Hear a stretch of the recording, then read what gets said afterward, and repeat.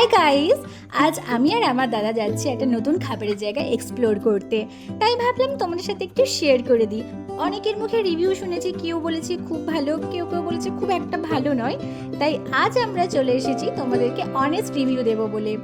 আমরা পৌঁছে গেছিলাম আমাদের ডেস্টিনেশনে, সেটা হচ্ছে মোহন মল।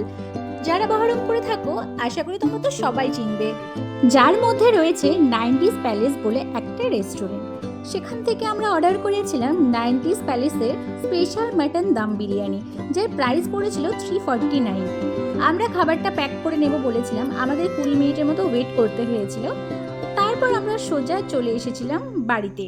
দেখো এখানে কোয়ান্টিটি অনেকটাই কিন্তু দিয়েছিল, আর সাথে দিয়েছিল 2 প্যাকেট রায়তা।